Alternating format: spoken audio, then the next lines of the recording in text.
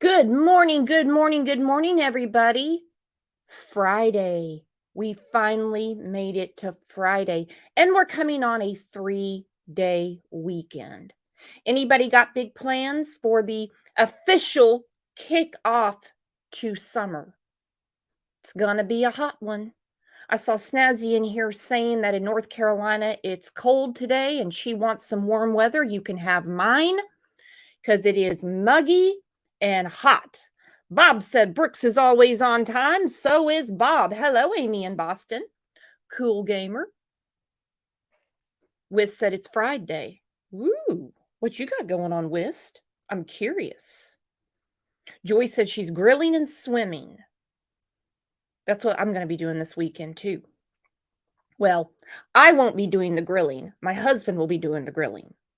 I got a whole bunch of crap I'm getting ready to buy to go on the grill, and he loves it. He loves it. Last weekend, he was really spoiling us.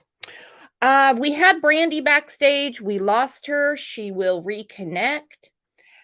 Today, we're not going to concentrate so much on the suspects.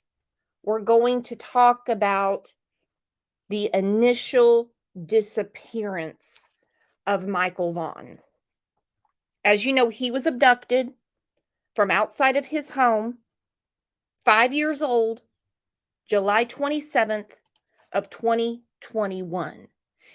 It is horrific to think about, to imagine the percentage of children that are abducted.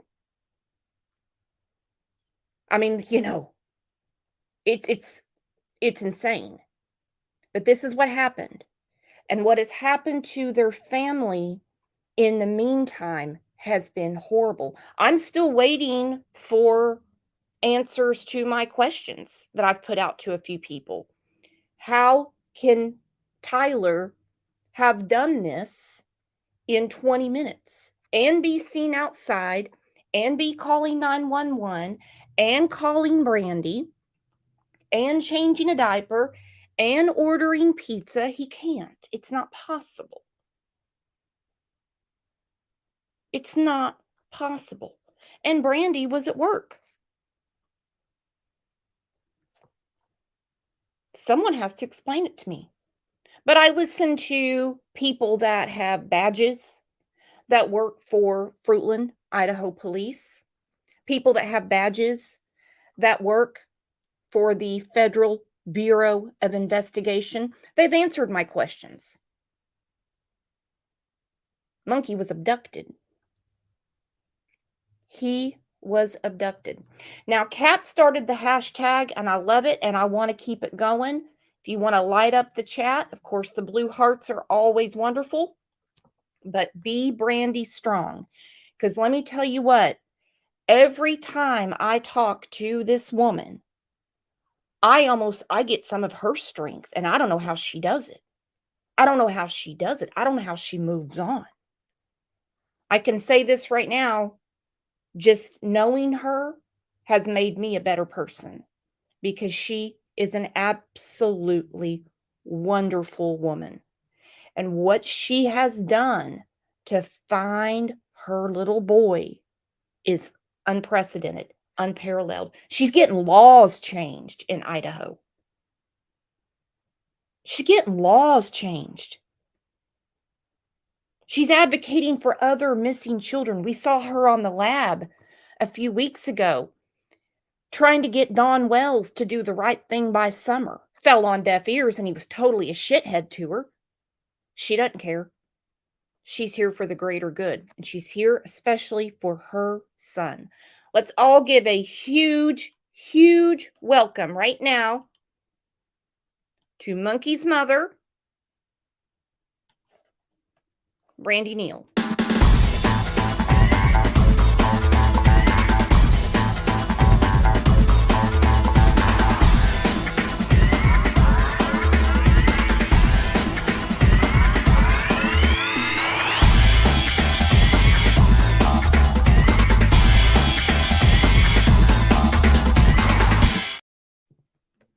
The chat is lit up, Brandy. The chat is lit up. Be Brandy strong.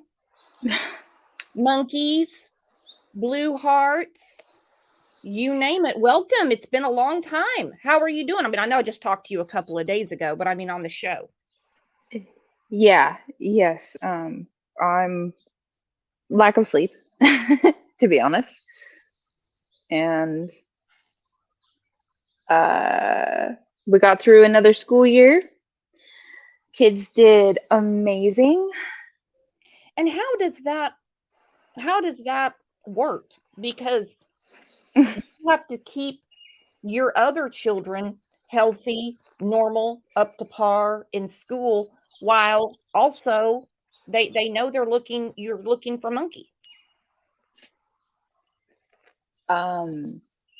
There's a lot of ups and downs, that's for sure.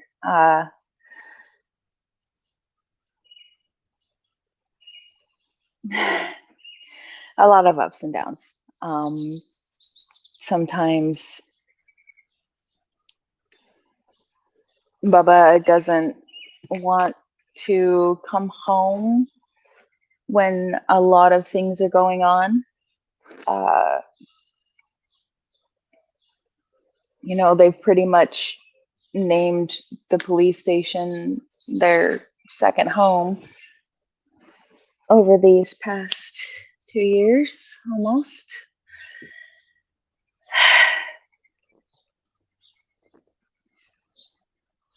But they're tough and they're strong and they love their brother. And we're a strong family. You are a strong family. And Tyler's strong. The kids are strong because, well, they come from good people. We try. We truly try. Sorry if the birds are loud, but I don't want to wake up Buggy. I don't want to deafen everybody first thing in the morning. OJ's about to come unglued. OJ's about to come unglued. Now, on the members, the community tab, I shared with the members this morning the picture of Buggy with her Crime Lines and Lies bucket hat on.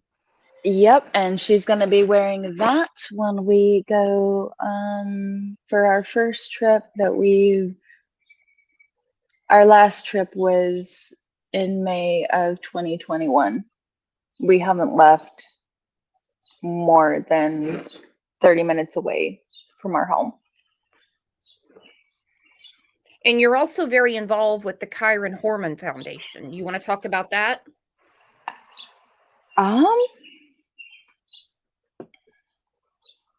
They're an amazing foundation.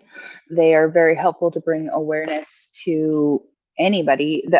Check out their website, please, for materials, just for awareness for yourself or for others.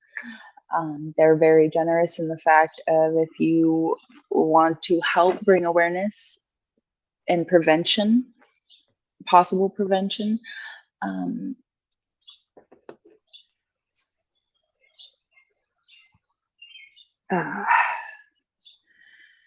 Sharon said, Brandy is what we wish we could be in the same situation.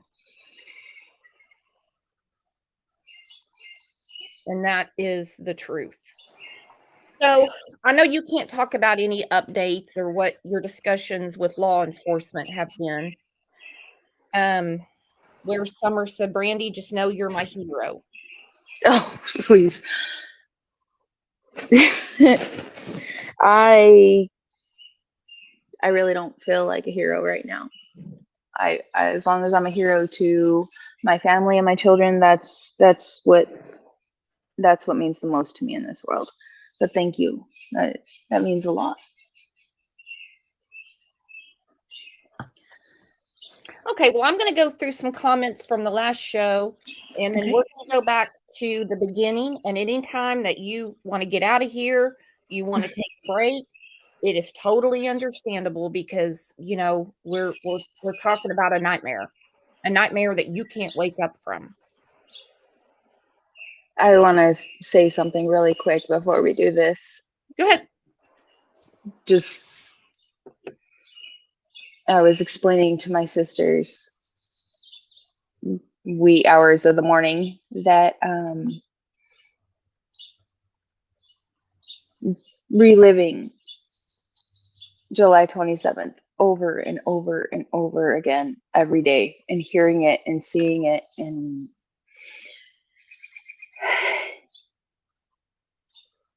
it doesn't hurt any less, but it gets a little bit easier for the words to come out, if that makes any sense. So, Does it hurt worse or just the same?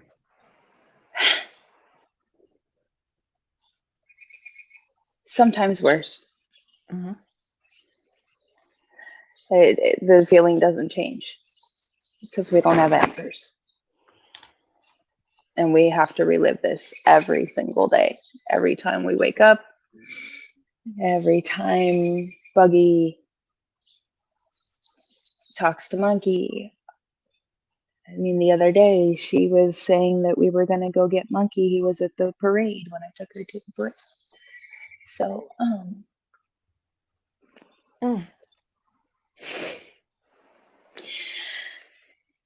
it's every day.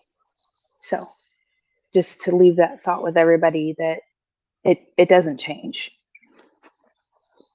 Some days are harder than others. New information that we get, it's like you get knocked over all over again.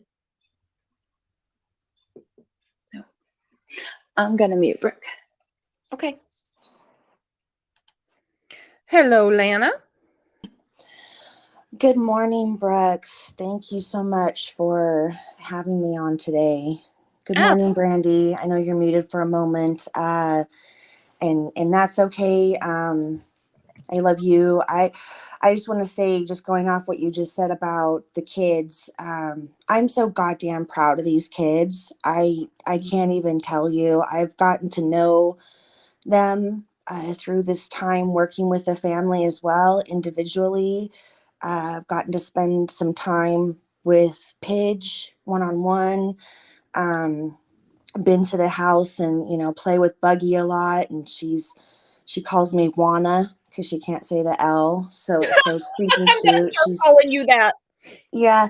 Oh yeah. I came over the last time I visited. I took my dog because Buggy's been wanting a puppy for a while, and so I took my dog to visit and give them some she's a great emotional support dog, and she sees me come in the door and she starts screaming top of her lungs, running down the hall.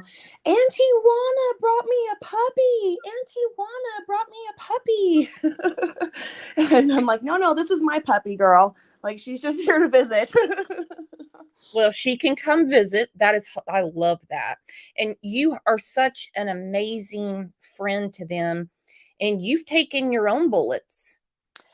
I've taken my own bullets, and as have many of us that have linked arms and, around this family, to support them in the various capacities and roles that we have taken on. And I'm proud of those wounds and scars, and I am proud of the friendship that I've developed with Brandy, and her family. I love Bob. I love Tyler. They are wonderful people. Strong family doesn't even begin to describe what I witness anytime I'm over there. I know Brandy hates it when I gush over and tell her how inspiring she is to me, but the reality is, what I've told her one-on-one that I'll share now is, this experience, what started as, volunteering, community activism, whatever term you want to put on it, has evolved to an experience that has changed me, as a person. The growth that I've seen within myself, sometimes it's hard to put words to because it is such a huge, heavy, gut-wrenching situation that's taking place, and to be so close to it, I'm grateful. That's really all I can say. I'm grateful and I'm proud, and I will be here until we find Michael and beyond. and beyond, because they're going to need our support for forever. Yes. Yes. Just Me said, I call it compassion. And, when I opened the show, I said, I feel like, and I value your friendship too, Lana. I do, or Lana. Oh, same, Brooks. I love you. You know that. I came to your channel just because I love listening to you and Kat talk with your accents and your quips and what you bring to this community. But yeah, I'm gonna start getting all emotional. I love you too, Brooks. But I feel like we're all, better people coming together on the right side of how things should be, and Yes. seeing the forest for the trees, if you know what I mean. And Yes, supporting exactly. a family that can't support themselves. No, I mean, Brandy can barely stand some days, physically stand. And that goes for Tyler too. Every time I'm there and I see Tyler and I hug him, like, his whole body is just in shakes, like a constant, shake. If you've ever had anxiety or panic attacks or anything, that's the most I can relate it to, is my body, whenever I have an anxiety attack, has that little, shake. That's Tyler's system 24/7. Mm-hmm. I'm going to read a few comments from the last show. Okay. Let's take a deep breath, and then we're gonna go back to the very beginning. I'm not going to spend too much time, probably no time at all, talking about the suspects because, well, I'm not in law enforcement. I love you, Lana. And I love you, Brooks. I love you, Brandy. Look at us up here like the Golden Girls. Oh, I'm feeling like one, that's for darn sure. Who would Brandy be in the Golden Girls? Really? I'm saying B. Arthur, just the looks. That's what I was gonna say. Brandy's like the B. Arthur. She's got that really dry sarcasm that comes out of left field and blows you over. Well, apparently my sister agrees. Well, before the show, she was like, look, I know I'm an asshole. And I said, you get to be an asshole. You can be a bitch. You name any word out there. You have every right, because you are looking for your baby. Anybody, unless they had bloody feet walking door to door, putting out flyers, doesn't get to judge her. What else did I say? That you're an asshole? Yeah, that I'm an asshole.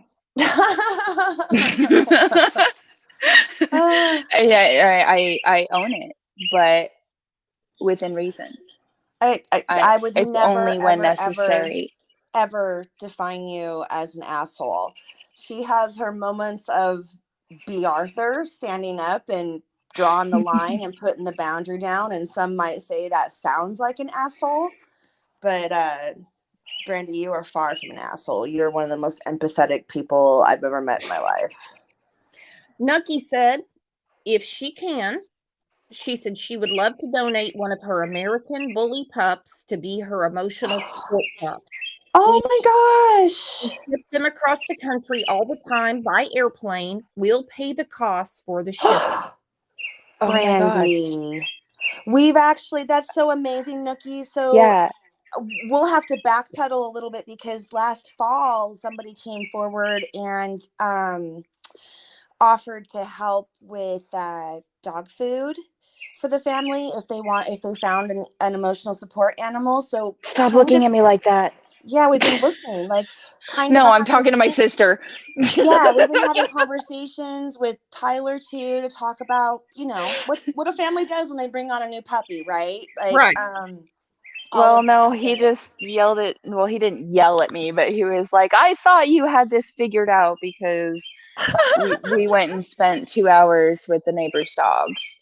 So he's like, "I thought you were getting a And the dog." last time I was over, Brooks, they've done some remodeling to the fence in their backyard. Bob put up new fencing, and I was like, "Ooh, look, Brandy, it's all puppy ready." And she's like, Yeah. "Ha ha." Puppy ready.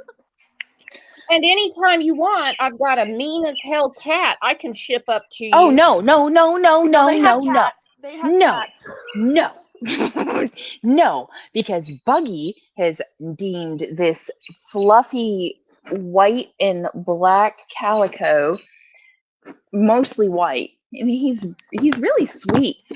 She's been letting him in the house. Oh my God. Uh-huh. Yep. Caught her last night. Got home from work, and I was going out to take out garbage, and she brought Grandma Kitty, is what she calls him.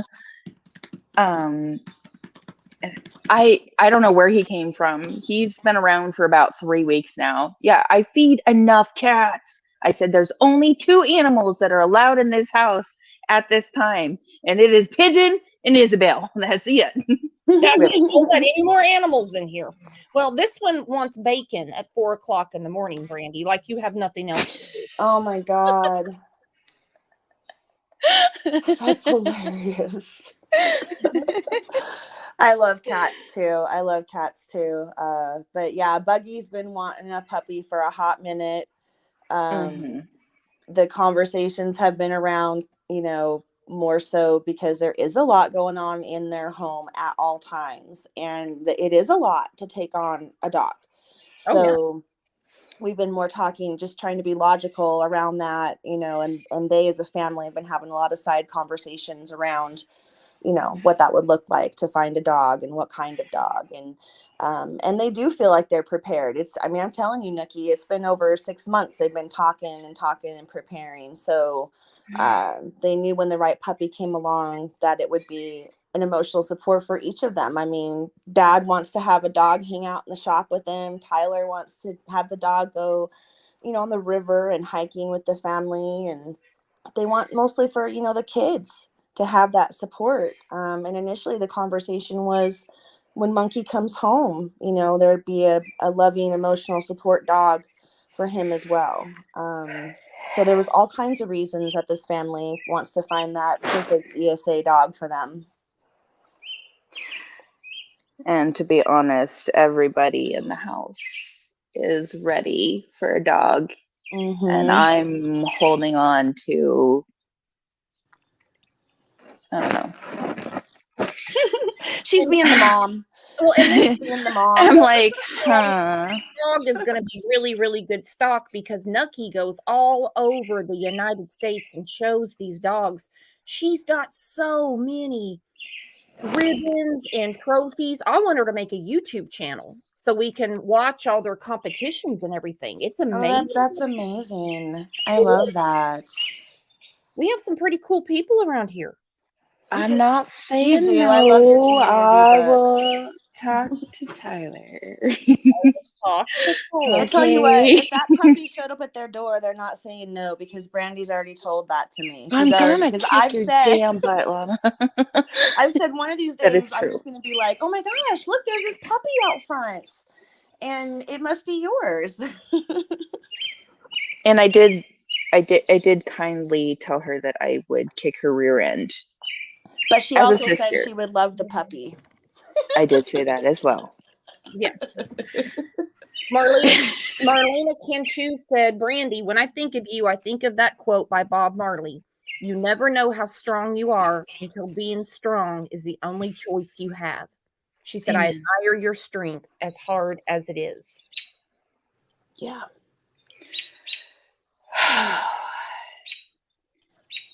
Thank you. Let's do some comments. Let's get to it. All right.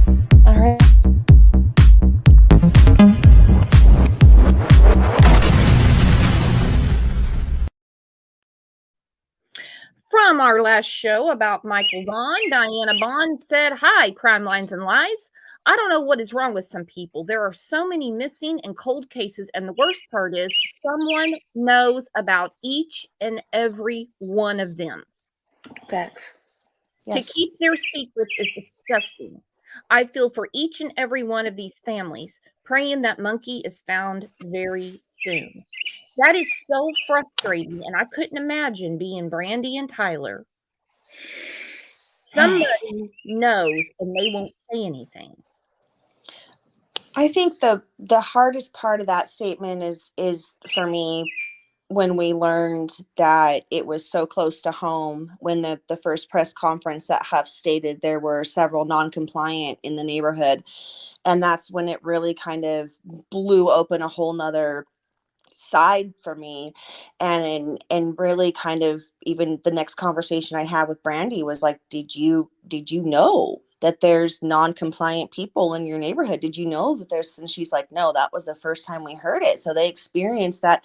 They get debriefed before these press conferences, but as we all know in this community, they don't know everything that law enforcement knows. And they were receiving that piece of information the same time as we did as the public. And to learn that, your neighbors are being non-compliant in your child's disappearance, that takes it to a whole different level.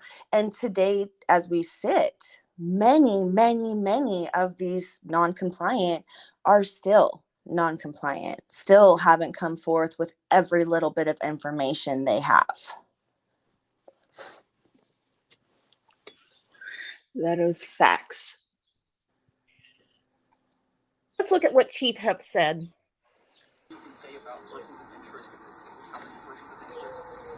I'm not going to really get into too deep on the persons of interest, but I will tell you there are multiple. Okay. Are there any people that you interviewed or serviced that have been non-cooperative? Yeah, there have been.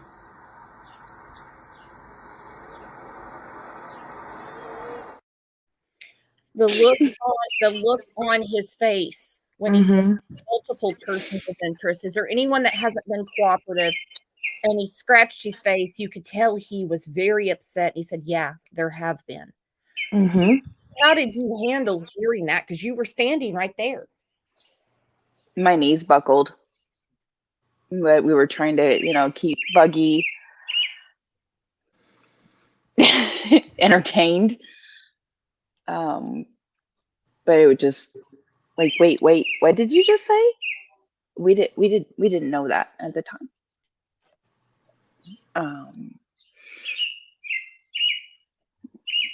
We had thought everybody was being cooperative. Because who wouldn't? What exactly? And you know what? It's an ongoing investigation, Right. Still to this day. And of course, they can't tell us everything. They tell us what they can. What they can, exactly, because they can't risk this investigation. They just can't. No. Fine Art on Fire said, please leave Brandy alone. He doesn't have shit to do with this.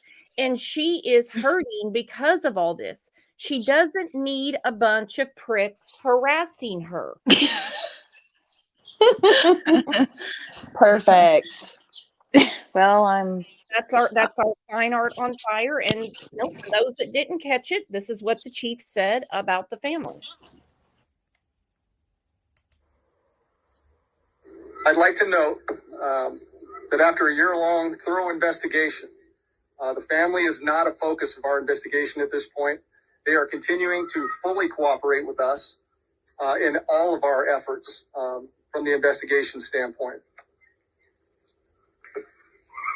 Today, as members of this community,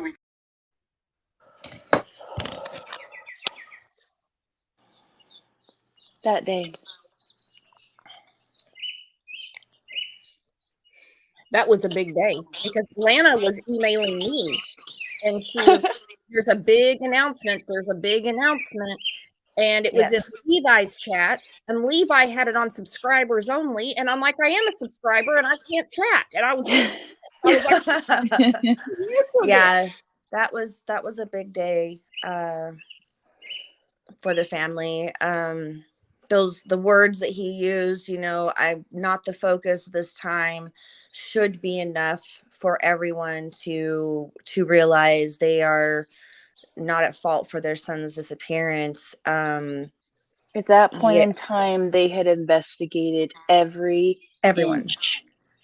of our family, our lives, everything, you name it, down to the day we were born. Yep. Wanted them to, because if they can move on from you. I mean, the first article I read was from November of 2021, where they said every day that this investigation progresses, it's increasingly more obvious that this was an abduction. Correct.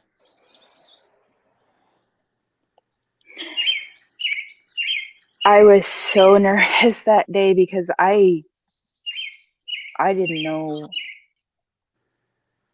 what to do. I didn't know what to say. I just wanted the people to know that took Michael, just bring him home. Yeah.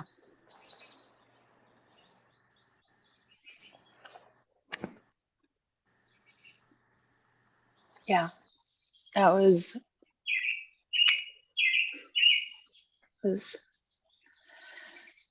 a really hard day.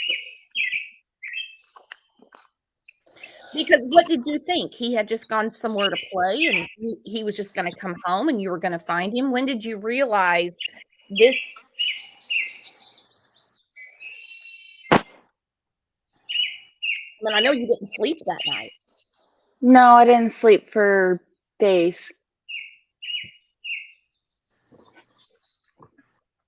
I didn't shower. I couldn't do anything. I laced up my boots and walked and walked and walked and walked. And if she wasn't allowed to leave her house, she just walked around it, because there were several times, they were told to stay there throughout those initial days. There were times when officers actually would walk with me just because I needed to walk, because I needed to find Michael. I was going to find Michael. I'm going to find Michael. Brandy has said in the past on other interviews, when she was asked that question, Brooks, about when did you know Michael was taken? She said it was within that moment that Tyler called her and said he can't find Michael. She said she knew something in her gut said someone took him. So when there I was got something home that triggered in her. Mm-hmm. Go ahead. When we got home and when I got home and we were searching, Tyler had already been searching. Police were here, neighbors, people, and then there just more and more people.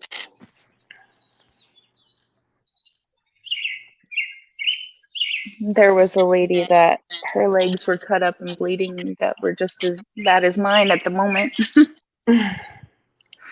And she thought I was looking for a dog.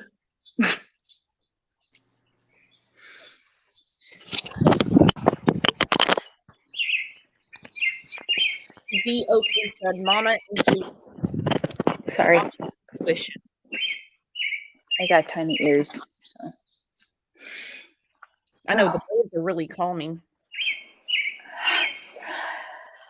As law enforcement and the community continue to search for a missing 5-year-old boy. Michael Vaughn, also known as Monkey, has been missing since Tuesday night. Now, we've watched as multiple law enforcement agencies have used helicopters, drones, and canines to find the little boy. Now, a national agency is joining in on the search, and it comes as we're now expecting an update about this case from police. Our Tristan Lewis is live in Fruitland, where he has been staying on top of this story for us this week. Tristan, walk us through what you've learned. Shira, the National Center for Missing and Exploited Children say they have a team on location in Fruitland. That team is known as Team Adam. They help with local law enforcement agencies on their search, spread awareness of children's disappearances, and help families during this devastating time. The National Center for Missing and Exploited Children were not able to go into full details about what they are bringing to Michael's case, but in general, Team Adam is made up of retired law enforcement professionals. They are sent to sites where cases cases are unfolding to provide ground technical assistance and other national resources. They also bring equipment and more resources for each case. And while Team Adam is currently on location, the Idaho Army National Guard was in the area Wednesday, also aiding in search efforts. They were asked to use one of their UH-72A Lakota search and rescue helicopters. Our crew conducted a thorough search of the area of interest, but unfortunately they were unable to locate the missing boy. The Idaho Army National Guard was soon after called off the search. Lieutenant Borders tells me they get their requests for these types of operations from the Air Force Rescue Center in Florida. And again, this search is still very active, and Fruitland police ask everyone in the area to check their property, their security camera, and if they see anything, let police know as soon as possible. And sure, like you were saying, Fruitland police will be holding a media briefing tomorrow at 2 p.m. at City Hall. And of course, we'll be staying on top of the latest on everything going on in this case, and any updates will be provided on ktvb.com. Shira. Oh, I love Tristan. He's no longer at KTVB, but he was one of the first local media persons to really just barge through the door and be like, I am here and I'm not going to stop talking about Michael. And he still texts. He's no longer at KTV. He's moved on to other opportunities, but he still keeps in touch. And it's just an example of, community trauma when, situations like this happen, and how we all can play a part to help bring support to the family and to Michael. Absolutely. And we need good media in our corner, Oh, yes. Yes, 100%, because they have the platform, they have the voice. exactly.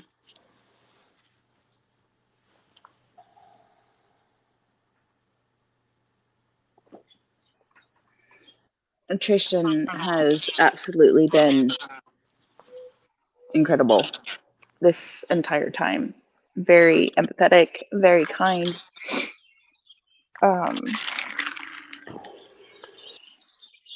I'd say as a friend, not just a reporter.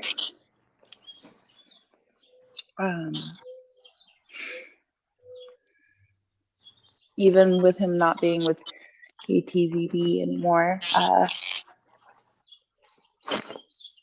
still hear from him. So, Where did he go? Just out of curiosity. well, actually, I thought he took a higher up position at KTVB, but I think he may have moved to a different station. I'm not sure quite where he went. But I do know that he got a better opportunity. Yeah, and that was at the time that Alex Duggan moved from Idaho Press to KTVB, and so Yes. she, kind of stepped in as the lead reporter for Michael's case, which she'd already been covering and following for Idaho Press. And so it really worked well, because as he left KTVB, they came together to meet with the family a couple of times, and we're just so professional, and still are, all of them. I mean, I really don't have any complaints about anyone anywhere at our local media, because other channels and networks have been just as supportive here as them. But yeah, Tristan definitely, I'd have to say, was the first. He was the first. Yeah, amazing work. Amazing work he did. Respectful, nothing about the family, kept it about Michael. And he took some bullets too, when you want to talk about that. He was trolled and targeted for his reporting all along the way.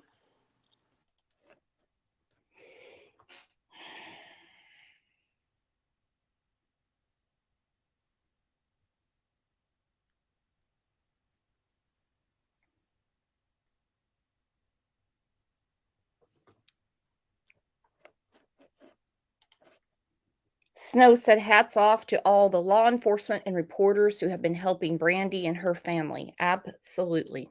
Absolutely. Afternoon, the search for a missing 5-year-old boy that began late last night enters its second day. Michael Vaughn was last seen near Southwest 9th Street and South Arizona Avenue in Fruitland. He was last seen around 6:30 yesterday. Here's the information you need to know. Michael is about 3.5 feet tall and weighs 50 pounds.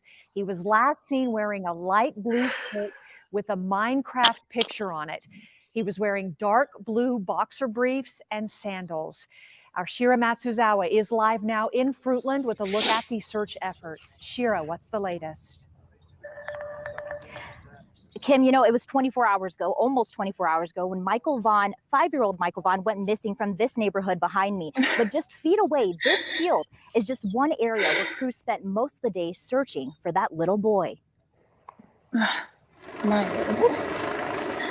From the air and on the ground, crews from multiple agencies went door to door, talking to neighbors, searching yards and nearby fields, all in hopes of finding 5-year-old Michael Joseph Vaughn. Neighbors say they learned about the 5-year-old's disappearance around 7:30 on Tuesday night. They say Michael was a happy kid who lived in this neighborhood with his parents and grandfather. Cynthia Walker lives in the neighborhood and was walking her dog as the search was happening. At 5 years old, I don't know that he would wander too far without one of us seeing him by now.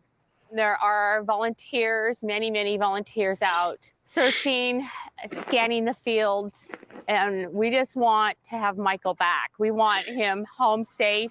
Fruitland police didn't want to go on camera, but in a statement says Michael is considered missing and endangered.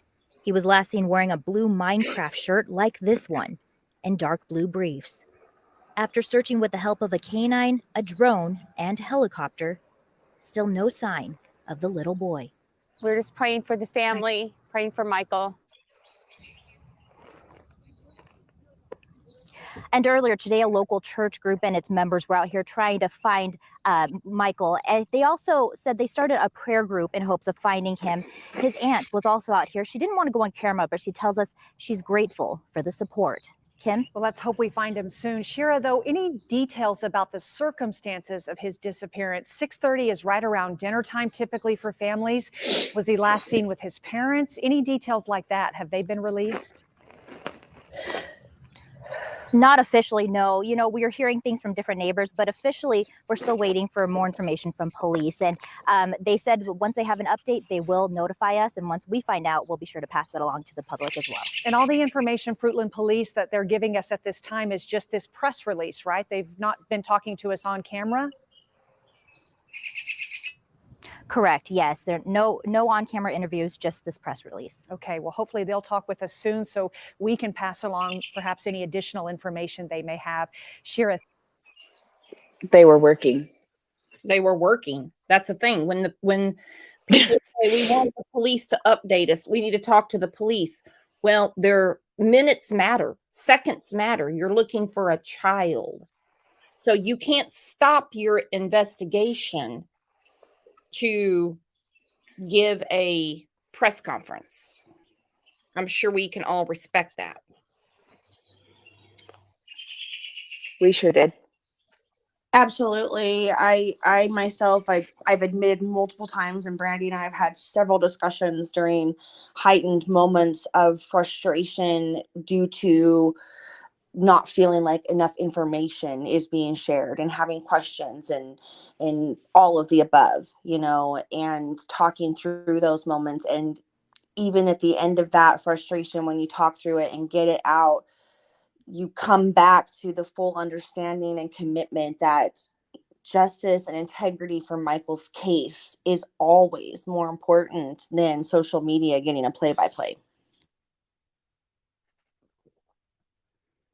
Because social media seems to be the loose lips that sink the ships lately.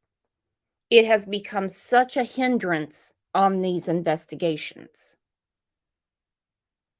the wild speculation. Talk about the evidence. Just talk about what they've put out. The timeline speaks for itself.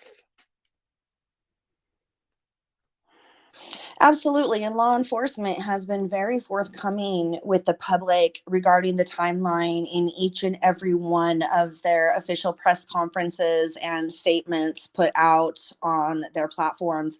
They have always told us, I think it started vaguely. I remember, if I recall, Huff was like between around 6:30 to 7:15. And then as each press conference went on, those times changed until he finally came out and said, we have validated this window of disappearance to be 6:40 to 7 p.m.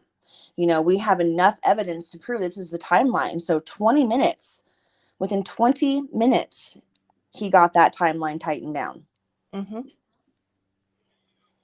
What did you think, Brandy, when they put that timeline down so small?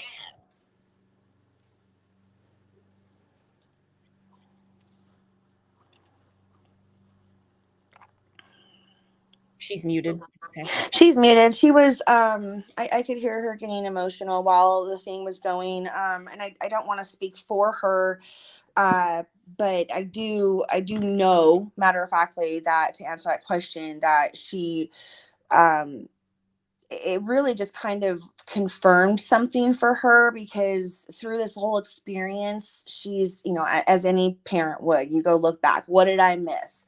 Where could I have seen something? How could I have helped my child?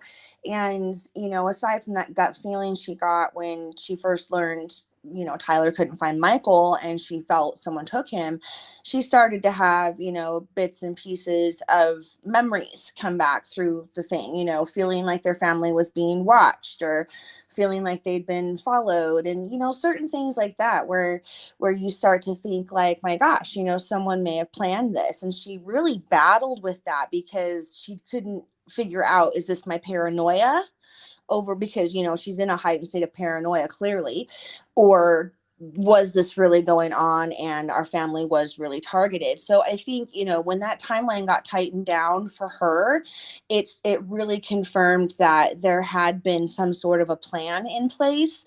And even though we agree there was an opportunity in that moment as well, that there had been a plan in place before, and whomever had been involved, really got it within a moment, a flash of an eye, that it just happened that quickly. That quickly. Yeah. Well, they did in 2021 update the public. Brandy and Tyler were right there.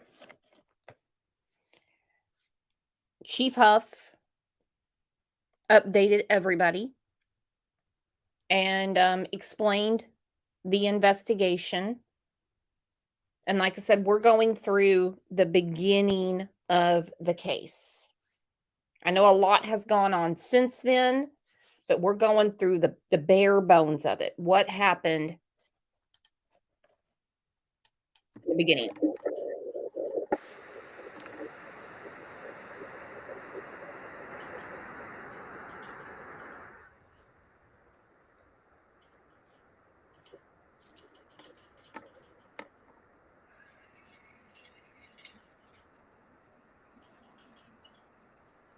Okay, good afternoon, everyone. My name is J.D. Huff, and I'm the Chief of Police for the City of Fruitland. And I just want to start out by saying, Oh my God, this day. For attending today. This is. Sorry, y'all. I'll see you, Tyler, after work. And it's super important. This press conference kills me, because I mean, I don't know who's holding who up. Are you holding Tyler up?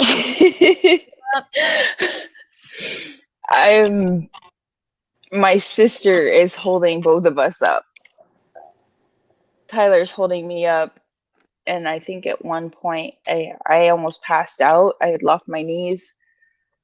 I saw a clip of this same press conference the other day, only it was kind of zoomed in on Tyler and Chief Huff's face. And I think for the first time, I really just watched Tyler's face, you know, while Huff was talking. And you can see moments of holding his breath, moments of feeling punched in the gut, you know, all of it. And I really hadn't seen that before, you know. There's, yeah. And my sister, you know, wasn't expecting, and of course she's going to stand right by my side. She wasn't expecting to be out there on camera, and we knew we were going to be standing up there with JD and the FBI and all the police and everybody. And Tyler's attire was my fault. Well, you know, it was Spider-Man, Hulk, Batman. What shirt would you like me to pick? Well, the fact that your guys' attire gets questioned during a moment like this is ridiculous anyway, because that's you my guys fault. That was the night before this was the first time I had showered, and I cried and cried and cried, and Tyler had to help me into the shower because I just couldn't even move, because I didn't want to like wash away the last time I got to hug Monkey. So no, we weren't put together. No, we're not okay. And Well, I think you look great. that man, I don't even know how he picked my sorry butt up. I think that ball has bounced back and forth a couple times, Randy. I've seen, you know, him holding her up, her holding him up, Bob holding them up, them holding Bob up. You know, it just goes back to what we were talking about, a strong family unit. And at times, you know, it's the kids that hold them up, because, you know, Buggy's joyous laugh brings sunshine to the home, you know, or Pidge reminds them that it's okay to be happy sometimes through this. You know, they, like I said, they toss that ball back and forth, and they, you know, when one is weak, the other is strong, and they work together to help each other through this. 100%. They're a very tight family. They're a great family. They have a great fabric. That girl Jane says, Brandy, I can't wait to talk with you about your Mother's Day gift when you have time. She's got a store, and it's absolutely amazing. And she wants to do something for you. Oh, wonderful. You know, I know people often reach out to Brandy directly, and they don't hear back from her. And I just want to put this out again, that if that has ever happened, you can always email monkeymedia208@gmail.com, and that will go to me, and I will get it, and I can help facilitate, because sometimes it is just that they are going through extreme trauma, and it's not, you know, intentionally missing or not responding, but they just don't have the time or focus. Yeah. No, So everybody anyone that hears this can email, and I will connect you. Your support is always appreciated and loved so much. I just put the email in here. Oh, perfect. Thank you. That we have you guys here helping us out, getting some words out here today. So I want to start this off by introducing some of my counterparts here, some of my partners that are helping me with this. I'll start out with Special Agent Brian Sullivan with the Federal Bureau. My poor sister. Captain Matt Sly. She's so uncomfortable. Idaho State Police. I've got Chief John Plaza with the Payette Police Department. Brian Marinelli with the Idaho Mountain Search and Rescue Team. And I've got the I am literally squeezing the hell out of her hand right now. Brandy and Tyler. And you have a tight grip. I know that from court. Oh, sorry. Yeah. I'm going to read my press release to you, and then I'll my hand went numb. questions for you once we complete this. Okay? Sorry. It's all right. I love Fruitland you. Police Department, in conjunction with the state police, multiple Treasure Valley law enforcement agencies, and the Federal Bureau of Investigation, we continue to search for missing and endangered 5-year-old Michael Joseph Vaughn, MJ to his family and friends. Michael was last seen near his residence on Southwest 9th Street in Fruitland at approximately 6:30 p.m. on July 27th, 2021. Operations to date include the methodical search of the area near Michael's residence, which included 2 irrigation runoff ditches, which were drained by the Fruitland Public Works Department in an extensive search and rescue effort, including the use of canines, aerial, and marine and land support. Idaho Fish and Game officers are continuing to search the river by boat, 4 to 5 miles downriver and back up, and in the sloughs of the Snake River as well. The Fruitland Police Department will continue to organize search and rescue operations with resources provided by the Idaho Mountain Search and Rescue Team, the Fruitland Fire Department, and the National Center for Missing and Exploited Children, and others. We've received a tremendous amount of support from the Fruitland community and will continue to call upon them, but as needed. We're continuing to seek the public's assistance to identify individuals who are in the area of Southwest 8th, Southwest 9th, and Cornwall Way in Fruitland from 6:30 and 7:15 p.m. on Tuesday, July 27th, 2021. If you were in that area or you know someone who was, please contact us at 208-642-6006, extension 0. That's the Payette County Sheriff's Office, and again, a tip line. Even if you don't believe that you have something that's relevant or relevant information to this case, we want you to contact us so we can recreate a complete picture of the time that Michael was last seen. Every minute counts in these investigations when searching for a missing child, and we appreciate the public's support and cooperation as we continue the search for Michael. If you live in the immediate area, please thoroughly search your property to include any outbuildings, vehicles, anything that a 5-year-old kid could get into. We also ask that you review any security camera footage that you may have that may be attached to your house. Video is extremely important to us in these circumstances and these investigations.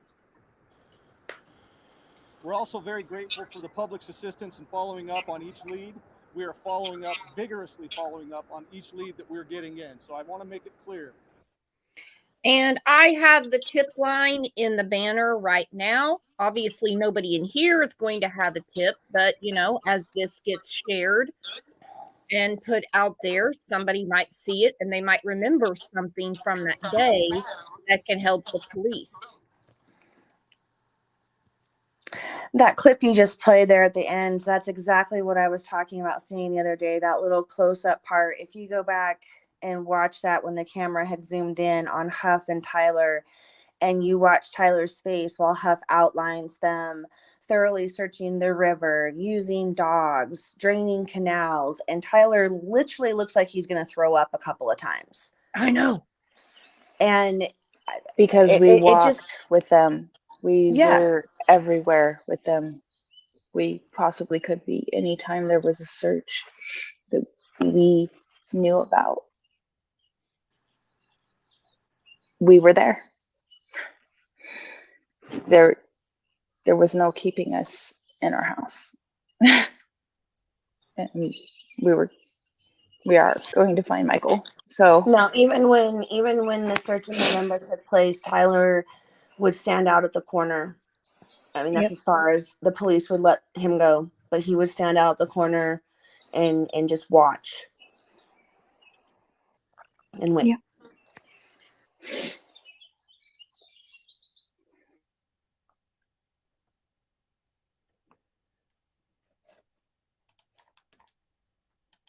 That as your tips are coming in, they're not falling on deaf ears. The community knows because they see us out here every single day, pounding the pavement, pounding these rural areas. We are working. We're committed to finding Michael, and we're not going to leave any stones unturned. So you need to understand that the investigation of this child we're using every resource, and it's very intense. We ask that the community only report information from credible sources to law enforcement. And as we know, that as we're just We know that if we're just coming up with speculation, it causes rumors, and we'd like to have factual information. So please help us out that way so we can chase down factual leads. How did the social media, the trolls, and what have you, do you feel it bogged down the case at all or not? Uh, My honest Brandy? opinion is that they have done their due diligence and they've looked into every tip and every lead, no matter what. Now, there are a lot of things that have come from social media that I believe better time could have been spent getting closer to answers of bringing Michael home. That's my opinion. Mm-hmm. Yes, absolutely. I agree 1000%. What I witnessed initially on was, social media taking a stand of, having the right to question. We have the right to our opinion. We have the right to say what we want. The issue is that groups start to form and there becomes this, sort of gang mentality of, grabbing the torches and pitchforks on the premise that we're the only voice for Michael and we're the only justice he's ever going to have.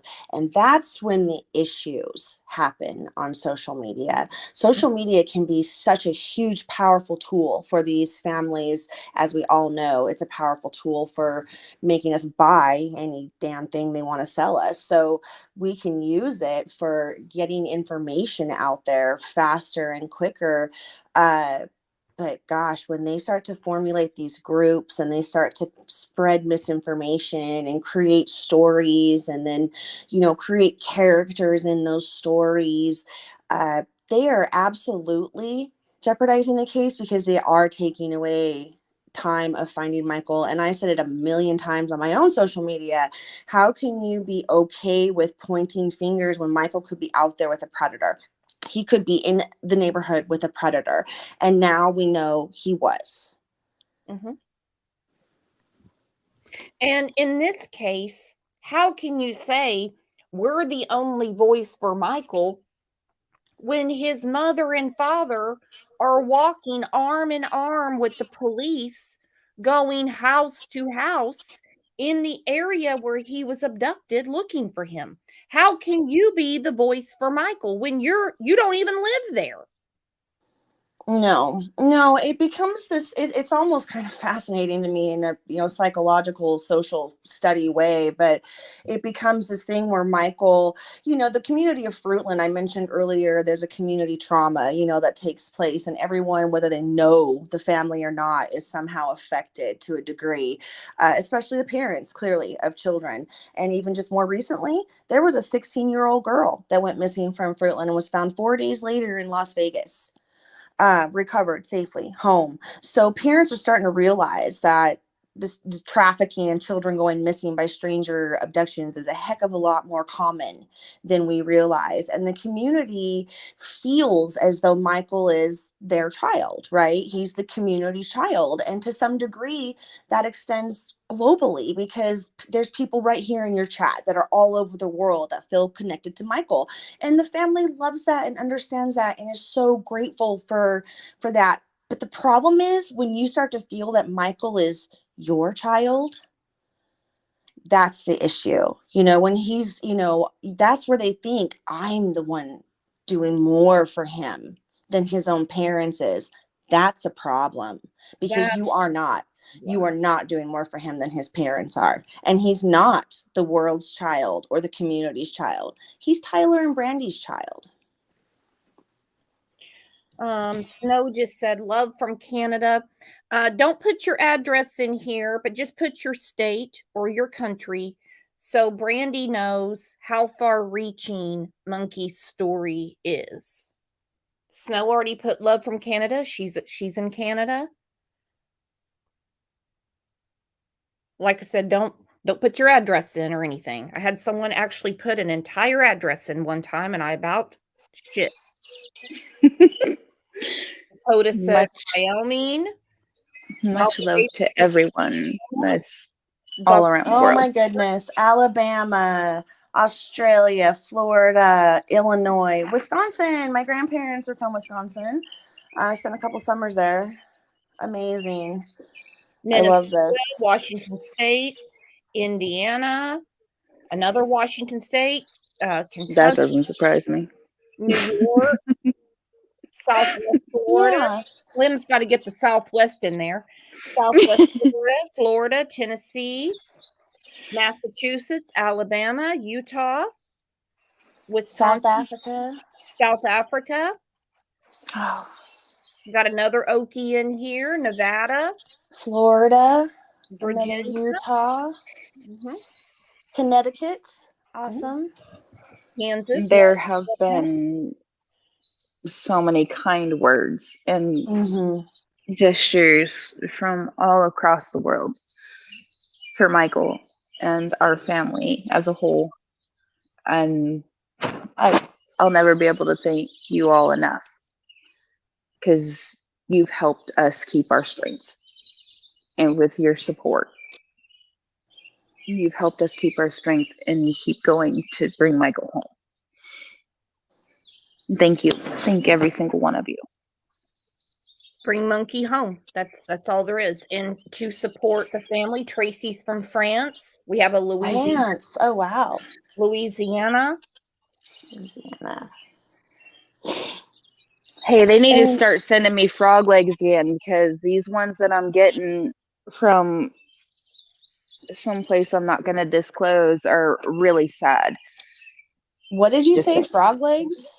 You want Yes, some ma'am. frog legs? I'll call Cajun Ed. Dude, last time you said something like this on an interview, I think she said something about not getting enough water, and there was like crates of water that showed up. So I would be careful, because we don't know how many frog legs you're gonna get. No.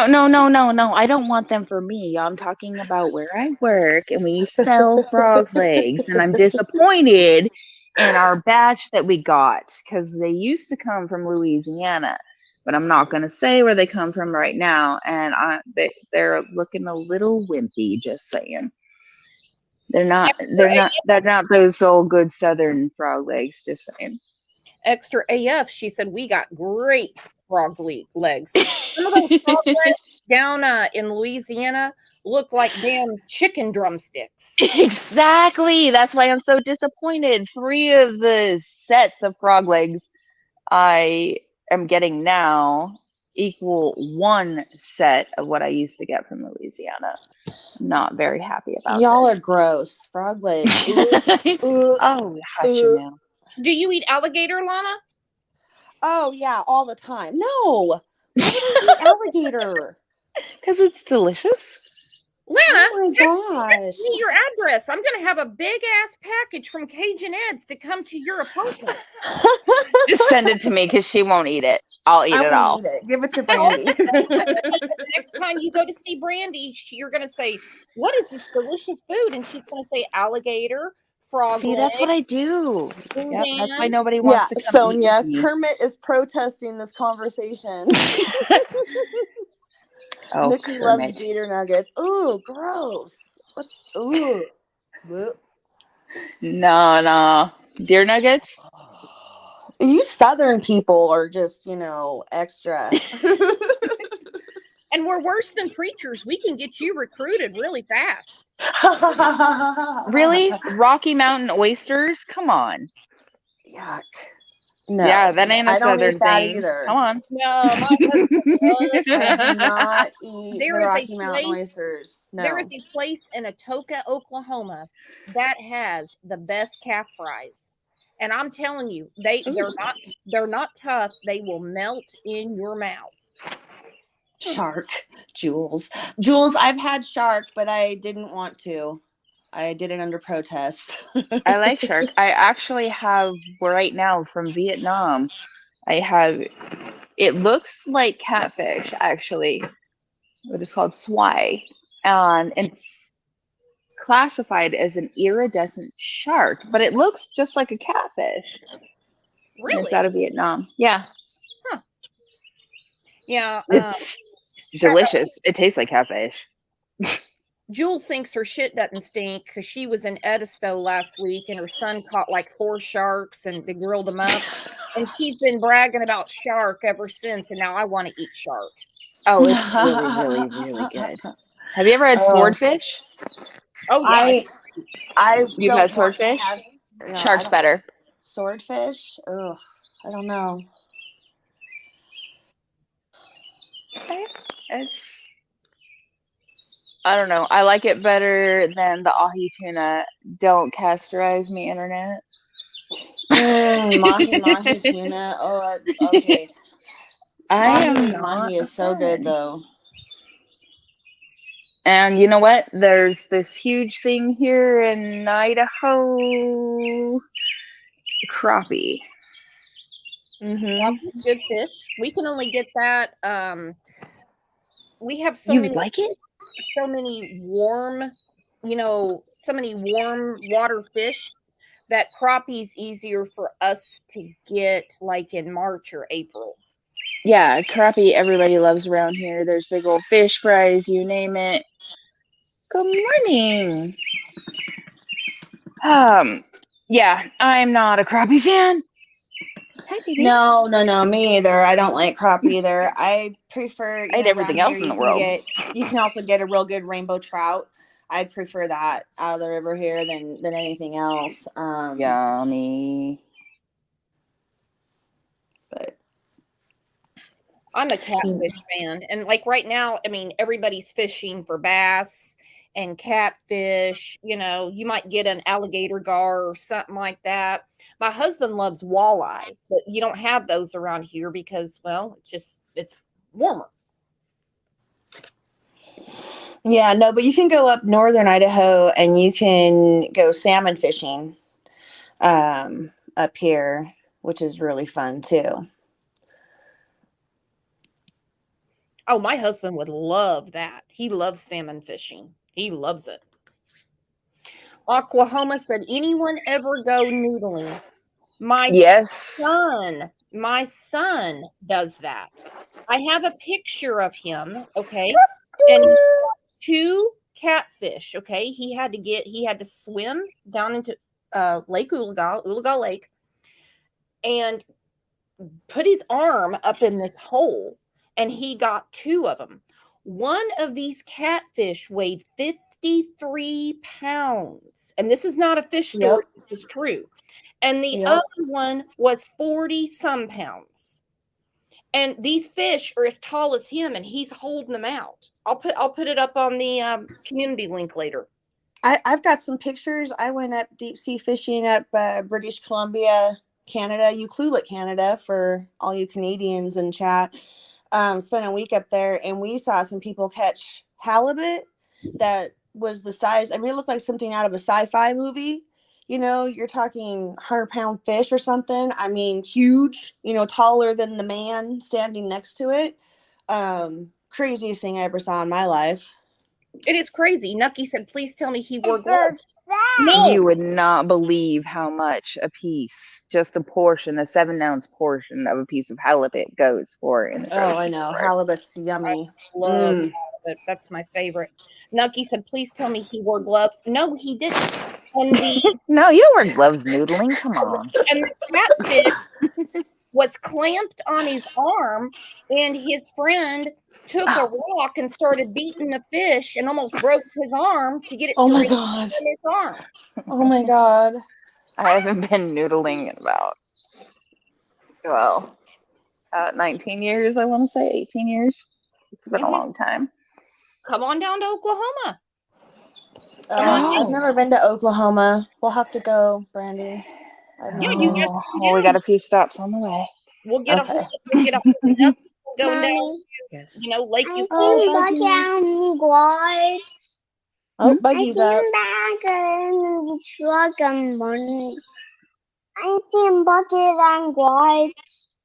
Oh yeah, no, that was from pulling weeds. Okay, I will be listening. I'm gonna get little miss some breakfast, y'all. All All right. right, sweetheart, we're right here. Good morning, Buggy. She can't hear you, but you gonna say good morning to everybody? Good morning. Good morning, Buggy. Good morning. You got Auntie Brooks and She is the sweetest. Auntie Lana. Who's that? Who's that? That Cookie. Yeah, and who's that? That Yeah, it is Tree. Yeah. All right. All right. Well, you tell everybody. Hey, girl. damn you, squirrel. And she's loud. She's very loud. See, I told y'all. Okay, tell everybody bye. Unless you oh goodness. Yeah, go get your breakfast. Oh.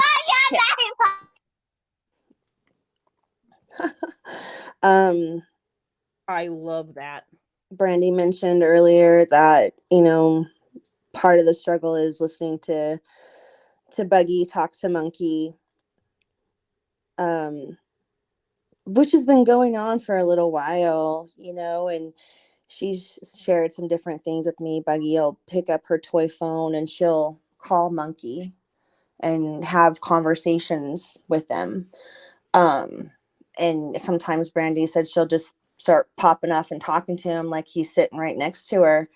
And last time I was over visiting when I took my dog, I mentioned we were sitting out in the backyard, and I know everyone's seen that video Brandy shared of Michael when he got his little toy car, the green and black toy car that he was driving. Yes. And Buggy goes and pulls the tarp off of it and gets into it. And I sit there and, oh, it's giving me chills thinking about it, and witnessed her have this full conversation with him, giggling and laughing like, you know, someone's telling her a joke, talking about when he's going to come home, and literally just talking to him like he was there.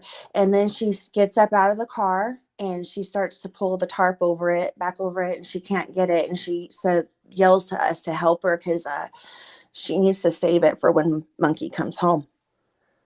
Oh.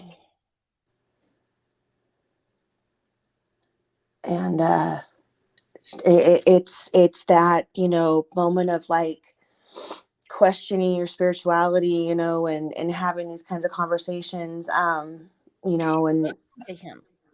yeah, like she's talking to him. Oh, wow. And so this is what, you know, and I mean, I hear Randy tell me that these things are happening, you know, and she shares these moments with me, but to see it right in front of you is a whole nother thing. And this is what this family sees every day, you know. So on top of the struggle of trying to get answers, trying to find who, what, where, when, and why, bring Michael home, you know, they have this little tiny, little adorable little creature every day, you know, telling them, go get Monkey. Monkey's coming home, because we fully believe he's telling her he's coming home, you know. And this is what she's seen. This is her experience. Jenny just gifted 5 Crime Lines and Lies memberships. Thank you so much for that. We're going to be having a birthday party in a few days. Kenny Knacker says it's real. 6th Sense. Mm-hmm. Oh, that took my breath away.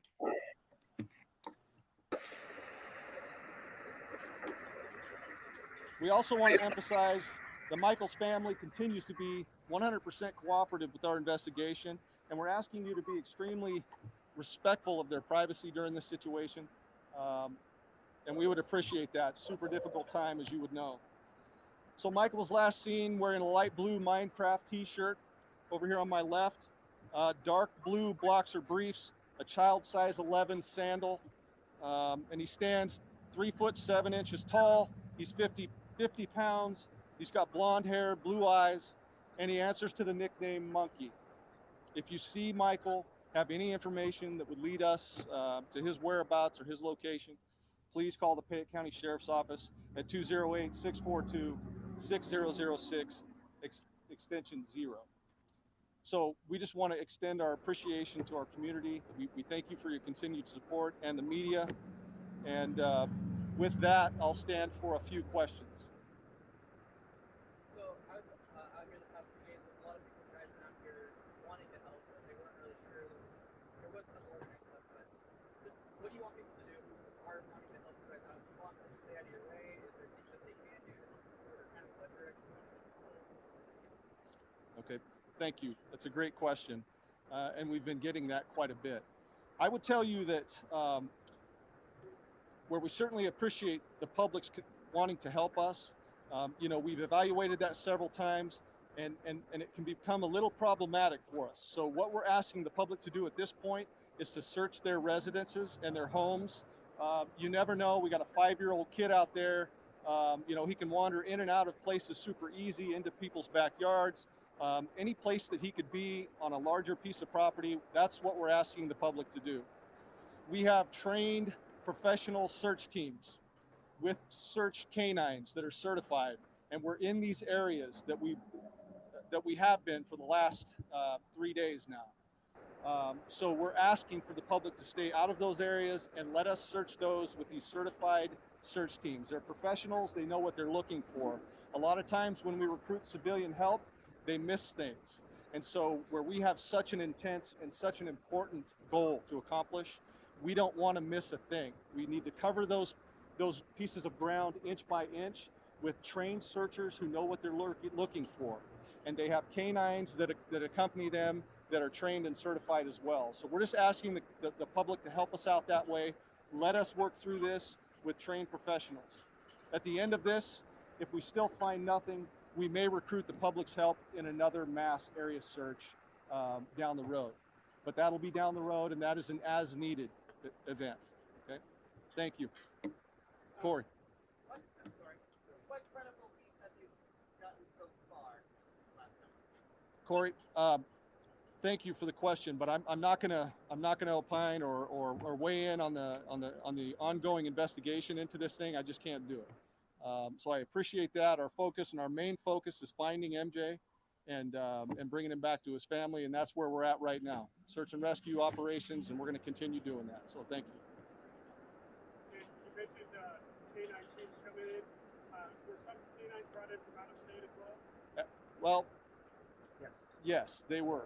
We've got canines had at least 10 specific canine teams from at least 3 different agencies. I'm sorry, can you step up the podium for Yeah. a second? Sorry. We've had at least 10 separate canine teams from 3 different organizations that span from coast to coast. Thank you, Brian. Yeah, you're welcome. Can you touch on more about some of these outside agencies you're able to bring to the space? Oh my gosh, thank you for the question. These outside agencies bring everything to the case that I can't. Manpower, resources, equipment, everything. I mean, the city of Fruitland, we're a small city. We've got 12 officers out here beating the street every day. So bringing these experienced, qualified people into these investigations for us it's just completely incredible, and it's huge for us. The City of Fruitland Police Department we can continue to support our community and handle those calls for service that we need to, while adding support to this team here as we continue this investigation. It's incredible. So. Has any additional equipment brought outside from police, like with these agencies? I don't understand your question. So any other equipment? So we do have drones that have been brought in from the Meridian Police Department. We have an Idaho State Police drone, as well as a Fayette County drone and a Sand Hollow Fire drone, all of which are pretty sophisticated, and they have FLIR capabilities, and we are continuing to use those as we search. Just for the people that aren't familiar, could you explain what FLIR is? FLIR is a forward-looking infrared thermal imaging device, and so we put that up there. We like to primarily do that in areas where It's a little bit cooler, so maybe in the morning or late at night where we can get a little better signature or heat signature on those devices. And so we're continuing to do that. It's a great resource. Extensive search. I mean, anything you could pull out of the war chest, they did. Yes. And continue And to do. continue to do. If anyone really wants to dive in on the Fruitland Police website, you go to the Find Michael tab and it has his, the official poster, a couple of links. There's a PDF that kind of has I think it was published 2 weeks after his disappearance. And it outlines, by Huff, all the, agencies involved those first 2 weeks, all the hours and everything they searched. And it really details, and that was just the first 2 weeks. It's continued. There was December 2021, they went and did an extensive search in an area in Weezer, as they announced in an article from a tip, credible tip. And they outlined all of that, extensive search and hours that was put into it. So yeah, it continues daily. Snazzy, thank you for the super sticker. Snazzy said, thank you, Brandy, Lana, and Brooks, for taking us back to the beginning and giving the world insight into the struggles navigating daily life while enduring the media and social media attention. Thank you, Snazzy. That's awesome. We appreciate it. The family does, like Brandy said, thank you to everyone all around the world. She keeps every little note, every little thing they're sent. They do feel your love. And I see that there was a couple other like super chats and stickers that were given during this time. Thank you to those members as well. Absolutely. Absolutely. And I'm just going to play a little bit of this, because in the next show, we're going to do a deep dive on the suspects as we know them. I've been digging up a lot of stuff. It's not speculation. It's just kind of a crazy timeline that I've come up with. And of course, it's just for our conversation because the investigators, they've got it. They've got this down pat. But we're going to continue talking about Michael Vaughn and keep his story out here. An ongoing investigation. You can't take one of our most precious citizens from us and ever expect us to stop. During the course of this investigation to date, we received credible information that the remains of Michael Vaughn could be found in the backyard at 1102 Red Wing Street in Fruitland. As a result, the Fruitland Police Department obtained a search warrant for the residence along with the front and backyards. That search warrant was served on November 11th. It was a Friday. We served that late in the evening. Upon entry, officers encountered Sarah Wandra, one of the known occupants of the home, and Sarah was subsequently arrested based on probable cause that she had knowledge of Michael's death and failed to report that death to law enforcement. The following day, the Fruitland Police Department, joined by the Idaho State Police, the Idaho Mountain Search and Rescue, the Fruitland Fire Department, and the Fruitland Public Works Department, began a very methodical excavation of the backyard of the Wandra's home. During that excavation process, the Idaho Mountain Search and Rescue, Mountain States detection dogs deployed multiple certified human remains detection dogs on the property, all of them alerting to the presence of human remains. Okay, I'm going to stop that right there. I don't want Brandy upset, and I couldn't imagine having to hear that. I couldn't imagine. They've made contact with all the suspects. Correct. But there's a lot of work to do. There's a lot of work to do to put it together. There is a lot. And Brandy, if by any means any of this gets to be too much right now, like, do not feel bad about hopping down. Okay, love. I know this is a constant daily, these words ring through her head without even watching the press conference. You know, this is what they live. Possible remains, you know, they were briefed on this before, you know, the press conference. And that's why But they weren't standing there for this one, because this was a big one. This was a real heavy one. You know, they needed to be home holding each other up for this one.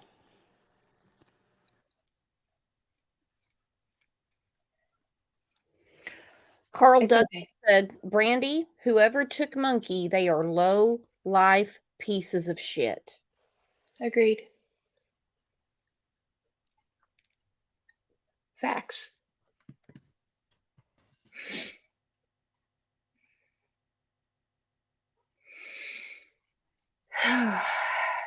This was, Debbie said, bring Monkey home.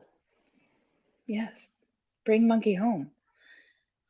It's all we've asked for this entire time. Bring Michael home. And as you mentioned earlier about every cold case, every abduction, everything, everyone, someone out there knows something about every single one of these cases, including Michael's case. We clearly know now behind these pieces right here in front of us, these 4 faces he's about to reveal, behind each one of them, there's more that know. There are more people that know something that haven't come forward than there are. I mean, I don't even know how to finish that sentence. It's just mind blowing to me. I can't put words to it. People know, they have information. Someone needs to come forward. Call that number. It's not about the reward fund. If it is for you, then okay. There's over $50,000 for you to give information to bring Michael home. You can report anonymously. I don't care if it's Sarah's parents. I don't care if it's a third cousin. I don't care if it's somebody who drove an Uber and heard something. As small as you might think the information is, it can be what brings Michael home. Please make that call. Mm-hmm. Please.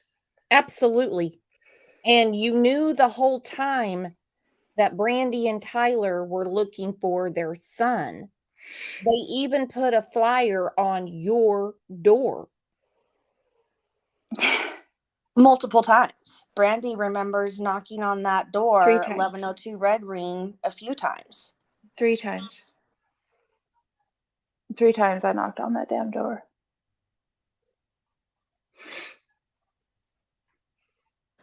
All while social media is pointing the finger at Michael's father. He was 4 blocks away.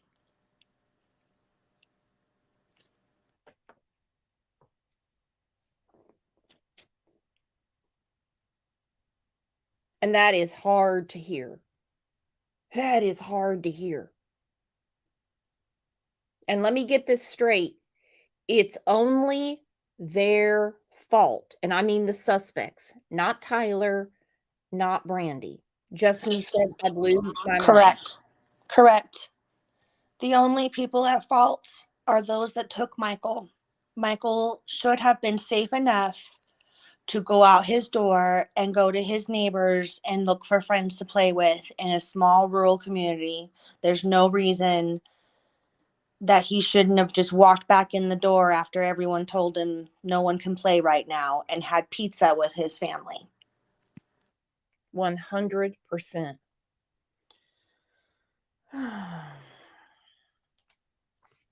Slim says, I don't mean to be rude, but wow, how does Brandy go out in public? I would suspect everyone and beat all their asses. Brandy has to be contained a lot of times. Brandy's been told, stay in the house. Don't think I don't feel that way ever. Brandy's been told you don't need to come to the courthouse, and she still drove down there, and the police stopped her at Gateway Junction and made her go back home.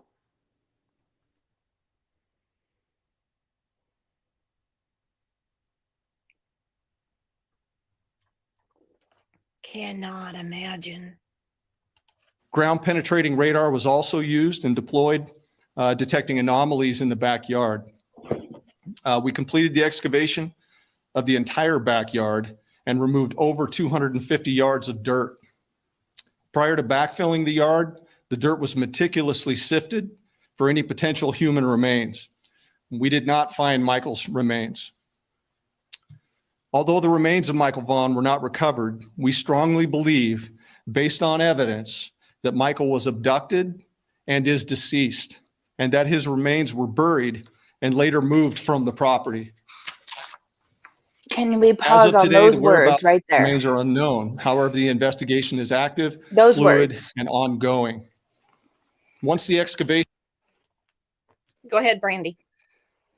Based on evidence. Anybody? Do I need to spell it? I can, if you'd like. Based on evidence. I trust this man.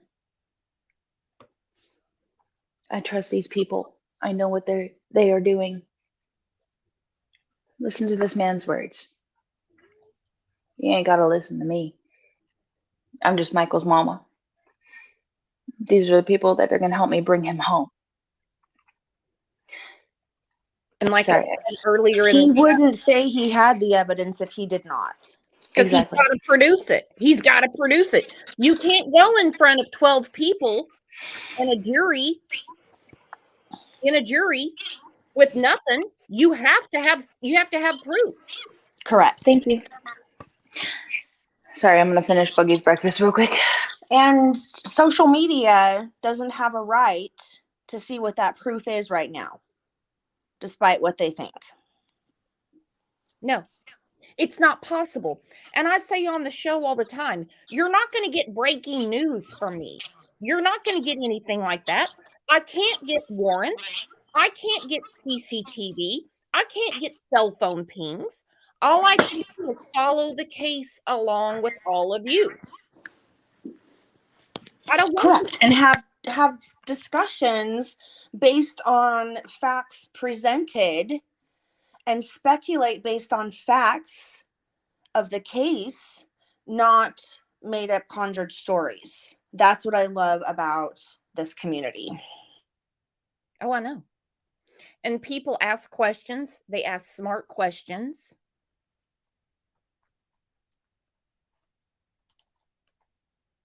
was complete, we conducted a thorough search of the Wanderer's residence. The search was productive and additional investigative evidence was recovered and is currently being processed.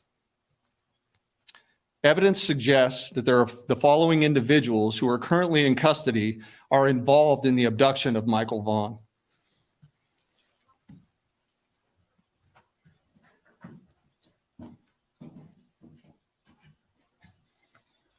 This is Sarah Wandra, 35 years old. Sarah lives at 1102 Red Wing Street in Fruitland and was living there at the time of Michael's disappearance. We believe that Sarah has firsthand knowledge and is involved in Michael's abduction. Sarah Wandra is currently being held at the Fayette County Jail for failing to report a death to law enforcement.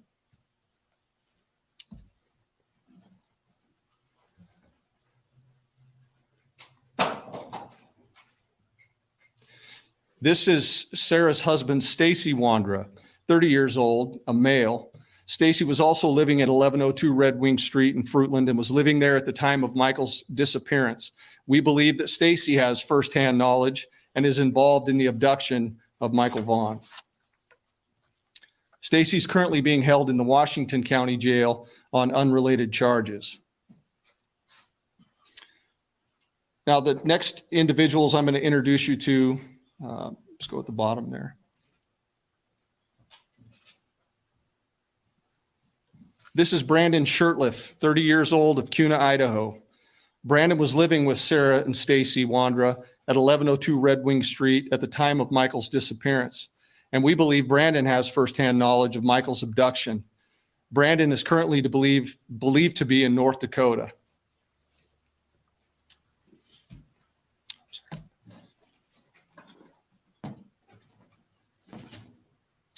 Adrian Lucian, 32-year-old male out of Toledo, Ohio. Adrian was staying with Sarah and Stacy Wander at 1102 Red Wing Street at the time of Michael's disappearance. And we believe that Adrian has firsthand knowledge of Michael's abduction. Adrian's currently believed to be in Toledo, but floats between Ohio and California. Dakota says, do we know the year this press conference was released? This is recent, Dakota. Lana says, Brandon is now in Billings, Montana, FYI. Not saying for anyone to go look Brandon up or... You don't have to look him up. He's throwing his business cards down on the windshields of vehicles in Montana. That's how we knew. And he's also publicly putting his business card in his stories with his new Montana number. So, no, Unicorn, it's not, I don't know if they're watching him or not. I know this information myself from what Brandon is putting out on social media and what Brandon is doing in the community of Billings. Mm-hmm. Also, Brandon has a ex-girlfriend who messaged me that had small children and broke up with him and said that her kids, she gave me some information that I told her needs to go to Fruitland, and she contacted Fruitland police about it, but he was dating a young single mom in Montana as well. So he's there. What the hell? Oh.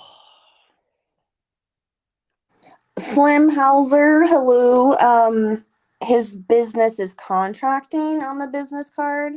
It's like Shirtlift Construction LLC or whatever. I think it might just be spinning off whatever he was doing with his father in North Dakota. Because when he did that interview in the hot tub that we've all seen, which I'm sure Brooks will get more into in her follow-up on the suspects, but that was, came to you live from North Dakota with his dad. So I think he's just construction contractor type work.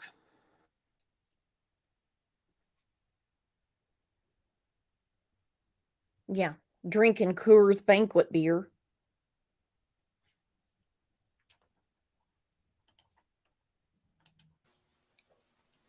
I strongly encourage Shirtlift and Lucien to contact the Fruitland Police Department detectives as the window of time for talking and cooperation is coming to a close. This remains an active and ongoing investigation with conversations taking place with the Payette County Prosecutor's Office about Michael's case and those individuals involved. We also believe that there are others associated with the Wanderers, Shirtlift, and Lucien who may have knowledge of Michael's abduction, and I would strongly encourage them to come forward and speak with my detectives. When we finally reach the conclusion of this investigation, and I can assure you that we will, all of those who have knowledge of Michael's disappearance and have failed to report or hindered our investigation will be pursued. There's a moment in time to do the right thing and bring your information forward and cooperate. And that moment in time is now. And that moment in time is now. Now, in the next show, I'm going to go more into the suspects, and I believe there's more than just 4. And I also believe that that is the holdup in prosecution right now, because we don't want an arrest. You can slap cuffs on anybody and they're out the next day. I know people see, some people, not you guys, but people see an arrest on TV and they're like, oh, thank God that's over. No, it's not, because we want a conviction. That's just the beginning. Exactly. We want a conviction. And I know Chief Huff has said that they are working hand in hand with Payette County Prosecutor's Office, and they are. And the prosecutor's office also is keeping the family apprised of what they can when they can. And it is a very active, ongoing investigation. And just as of last month, I want to say April, yeah, still May, Chief Huff said in an article that Sarah Wondra remains one of 4 suspects in this case. So these 4 are still official suspects. They are still suspects. They are still persons of interest. 2 are in jail right now. It's not related to Monkey. but they're behind bars, so that gives them time to work on this. Because once they start the clock, everyone has a right to a speedy trial. This isn't like some countries where you sit there for 12 years waiting to see a judge. Once they start the clock, they have to get all their ducks in a row. We all know that. I'm talking to myself right now because everyone knows this. And there is a question. There is a huge question with all of their taxi cab businesses and stuff like that. Are there more victims? I think that's always the question is, are there more victims? Who else could be or was involved? I'll leave comments on that till your story, your show on the suspects as you move through this, but there are still a lot of questions, you know, and I feel it. I'm frustrated as well. I know anyone who feels a connection to Michael and this case is frustrated with how slow this process can seem at times. But we have to remember the family, you know, at the core of it, and always, you know, engage them with empathy through this case. Yeah, but we're not glass. We won't break. So, you know, we got a pretty sturdy foundation, if I'd say so myself. And you have friends here that love you. I hope you know that, Brandy. You have friends here that love you. Go finish your breakfast, please. That's what's so great about, you know, like people, just random strangers through the internet sending cards or gifts or, you know, donations or whatever. I have every Because, single one. Every single one. you Every know, single note. And I promise yeah. I will. The ones that have graciously left their addresses. Go finish your breakfast, please. Yes, please. What's wonderful about it is to see, because, you know, oftentimes as all. kids going through this, especially, you know, Pidge and Bubba they've taken their own bullets as well. You know, they've dealt with bullying, they've dealt with gossip, they deal with a lot of stuff around, you know, the school and day in, day out, and yet they still pass their classes. So for me to see you guys out there to send them love, it's so amazing to witness, because it shows those kids that there are more people loving on them than there are the hate. 100%. Now, Brandy and I talked the other day, and I said, I want the kids' sizes. It's going to be Oklahoma stuff, Kansas City Chiefs. And she was like, oh, now hang on. We're Seahawks fans, Bears, and Cowboys. And I was like, that goes with everything, Brandy. That's funny. You should send it anyway. And if she didn't give you the sizes, I have them if she was trying to be a brat, so I can give you the sizes. Yep, she is. That's okay. Let's light the chat up. Be Brandy strong. Bring Monkey home. Blue hearts. You name it.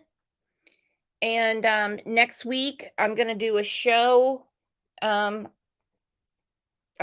you know, what I don't want to talk about, but we have to, the suspects. And don't forget, at the end of June, just like we did last year, we're going to have a birthday, I don't want to say party. I don't want to be disrespectful. We're going to have a birthday for Monkey. And I'm going to replay when Brandy came on last year and told us about the day he was born. Oh, that's so sweet. That's so sweet. Yeah. I love that you're going to have a birthday. They're doing that too. You know, last year, there were so many people that were reaching out that were like, hey, is there going to be a community celebration? We want to come help support them in some way. And so we talked about it, and they're like, okay, yeah, let's do something in the park and be with the community on this day. And we did. And it was great until, you know, somebody had shown up and, hugged and loved on them, and then 2 days later went online and called them guilty crackheads. So this year The family is going to be going, I think Brandy was saying earlier, on a trip. They're going to go out of town. They're going to take some time just to be together over Michael's birthday. And we won't be doing any kind of public facing event this time. No, they need to be together. They need to be together as a family on a very special day. Well, Lana, thank you so much for coming up today and talking with me. Thank you for having me. Thank you for ongoing support of Michael and his family, and really just being that shining light out here on social media with your platform. You know, I think it was Lizzo said one time, it doesn't matter how big your platform is, it's what you do with it. And, you know, you do a lot with yours, Brooks. You touch a lot of people and you help a lot of families by continuing to talk about these stories. So thank you to everyone listening. You guys all know I love being part of the CLL community and love all of you. So again, if anyone needs to reach out for any reason or is trying to get a hold of Brandy, you can, you know, reach out to Brooks or email me, and I'll coordinate and help with those gifts that were offered. We appreciate it so much. Love you, Lana. Love you too. And I want to say thank you so much for Brandy, because we all know she has a million things going on, but for her taking her time today to come on and speak with all of us. And the star of the show was Buggy. Yeah. Thank you guys. I'm very, very busy, constantly 24/7. So I get a little bit of time here and there, you know. I get some free space here and there. It was quiet for a minute. Here she comes. Thank you all for showing the love and support for Michael. And, you know, yesterday was our country's National Missing Children's Awareness Day. We shouldn't have one of those. Goofy. We shouldn't have that. So, thank you. I'm a football player. This is what football players look like? You sure? Yeah. Okay. All right. Y'all, I'm a football player now. I got this. Well, you do everything else. Why not be a football player? With the shoulder. See why I was talking to you? Hey, you don't have to yell. You gotta say hi to everybody. Please go finish your breakfast. She is just a typical toddler. She is so busy. She's so busy. Thank you, everybody who continues to share Michael's picture. We need to continue sharing Michael's picture everywhere because there are people that have answers, and we need Michael home.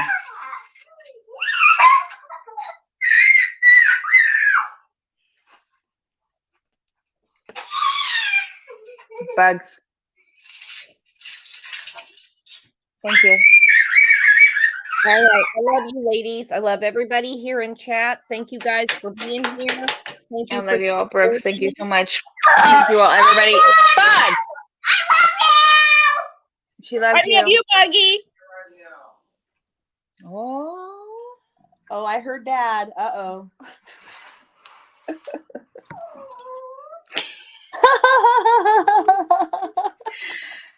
Papa said something.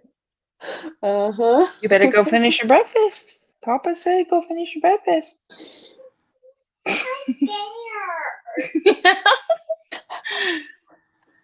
Thank you, everyone, for your love, support, and kindness. And please keep sharing Michael's picture. And as I was saying yesterday, was our country's National Missing Children's Day. And I hope to keep it going. Share one missing child, one missing person's. Honey, I'm way heavier than you. photo or flyer, please. Help these families. They need it. We all need it. Oh. Okay, I'm gonna go. I love you, Brooks. Thank you so much, Lana. You're awesome. Love you, Brandy. Love you. I'm gonna go wrangle a 3-year-old. I Okay. hope everybody has a wonderful and blessed weekend, and y'all take care of each other and be kind. And that too. Love you, Brandy. Love you.